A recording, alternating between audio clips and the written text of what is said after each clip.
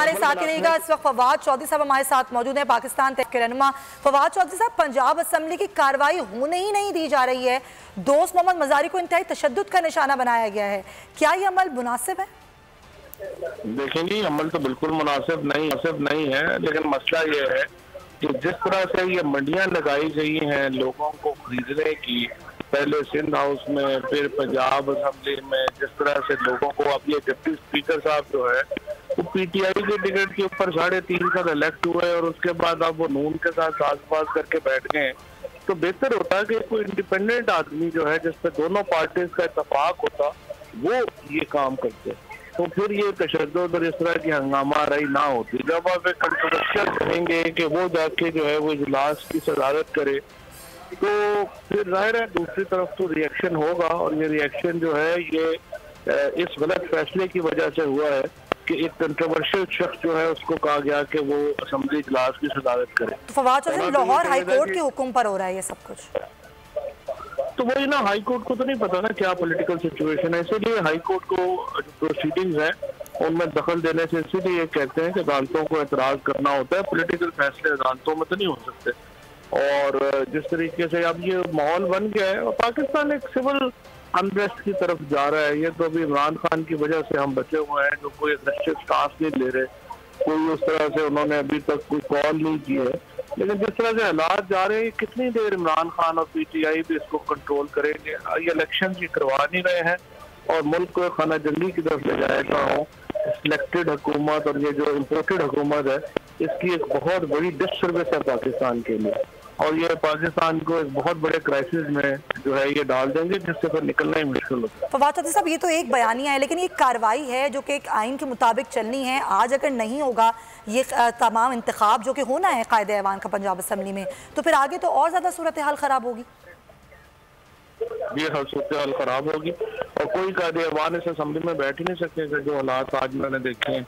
और जितना ज़्यादा जमहूरियत में तो देखें इस तरह होता नहीं है, और उसमें तो आपको कुछ ना कुछ जगह देकर आप इस तरह से हर दरवाज़ा बंद करते जाएंगे और एक गैर मुल्की अनासर जो हैं उनको इस तरह से मुसल्लत करते जाएंगे, तो ज़ाहिर है फिर उसका रिएक्शन होगा। पाकिस्तान के अवाम का रिएक्शन असम्बली वाले में होने वाले रिएक्शन से कई गुना ज़्यादा।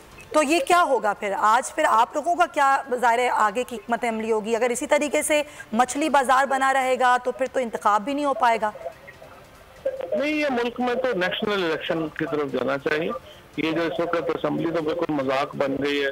आप देखें स्पीकर का इंतखाब हुआ, आधी असम्बली मौजूद नहीं है, वो रिजाइन करके जा चुकी है। तो ये जो भी इस वक्त सूरत हाल है, ये तो एक बनाना रिपब्लिक पाकिस्तान इस वक्त बना हुआ है, जिसमें जो सारे लोग बैठे हुए हैं वो एक ही ग्रुप से और एक ही मुसल्लत शुदा मुल्क से हैं। आप जरा मौसम दावड़ से, ये अख्तर मेंगल से, अटक गई को कहे ना पाकिस्तान जिंदाबाद। इस तरह के मुल्क दुश्मन अनासर जो हैं और गद्दारों को इस तरह से पाकिस्तान में जगह दी गई है, वो उस पर बदकिस्मती है और ये बिल्कुल अवाम को ये कबूल नहीं है जो सेटअप इनमें।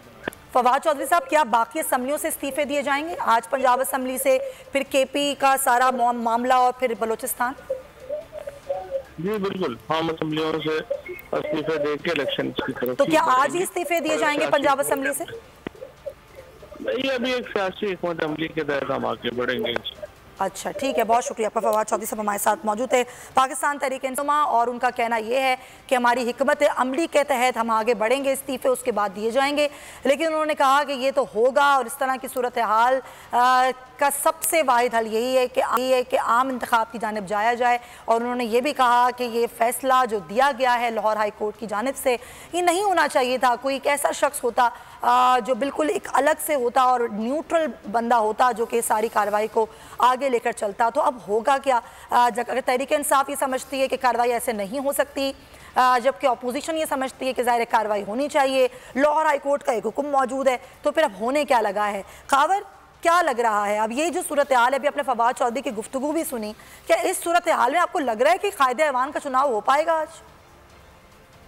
देखिए यह बात वहीं पे है कि जो इस वक्त अपोजिशन अरकान है उनका दावा है कि उनके पास लोग पूरे हैं और वो कोशिश कर रहे हैं कि ये इजलास हो, ये चुनाव हो और आज का इजलास जो है किसी भी तरीके होके वोटिंग होके वजारत आला का मनसब जो है वो हासिल कर लें। दूसरी जानिब जो हुकूमती अरकान है वो इस बात पर बजीद है कि जितने भी उनके मुनहरिफ अरकान हैं उनको हम वोट नहीं डालने देंगे। और सबसे बड़ा एतराज़ उनका डिप्टी स्पीकर दोस्त मजारी पर है, जो कि उनके अपने पहले नामजद करदा स्पीकर थे और बाद में जब उनकी इजलास रात को बुलाया गया तो उनका कहना है कि वो मुतनाज़े हो गए। उन्होंने अपनी जानबदारी जो है शो की है अपोजिशन के साथ, लिहाजा हम उन्हें किसी तौर कबूल नहीं करेंगे। ये बताएं, ये तो दोस्त मोहम्मद मजारी का मामला हो गया ना, अभी मुनारिफ अरकान जो होटल से लाए गए हैं उनकी तादाद कितनी है?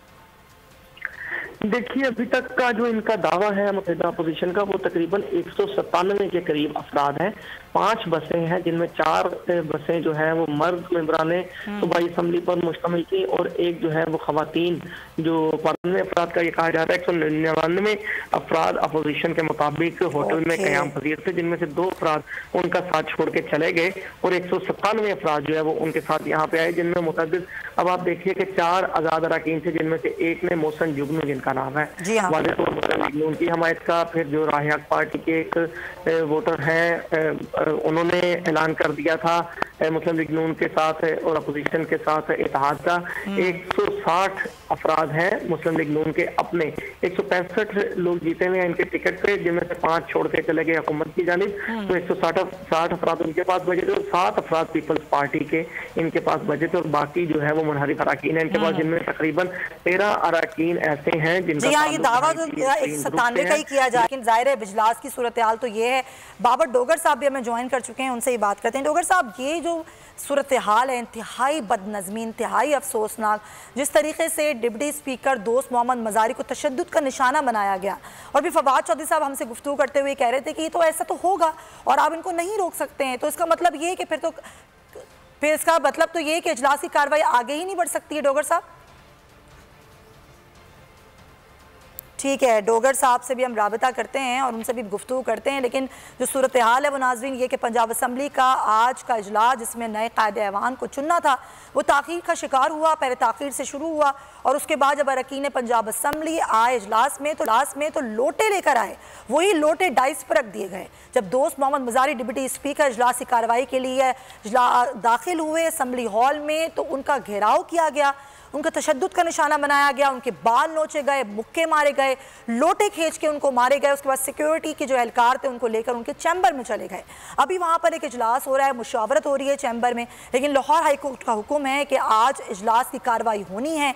21वें कायदे ऐवान पंजाब असम्बली का चुनाव होना है, 186 वोट दरकार हैं और अपोजिशन पार्टी ये कह रही हैं, मुत्तहिदा अपोजिशन ये कह रही है कि उनके पास जो वोटों की तादाद है वो है 197 और इस सूरत हाल में उनका ये मुतालबा है कि कार्रवाई आगे बढ़ाई जाए, आज इजलास किया जाए। जो दोनों कैंडिडेट हैं यानी कि अपोजिशन की जानिब से हमजा शहबाज और हुकूमत की जानिब से हैं चौधरी परवेज़ इलाही, इन दोनों के दरमियान है मुकाबला। लेकिन ज़ाहिर है अपोजिशन का मानना यह है कि इनके पास वोट नहीं है, इनके पास लोग नहीं हैं, इसीलिए ये बार बार इस तरह की हरकतें कर रहे हैं ताकि कार्रवाई हो ही ना सके, और कार्रवाई जो थी वो नहीं हो सकी। सब्सक्राइब करें और बेल दबाएं ताकि कोई खबर रह न जाए।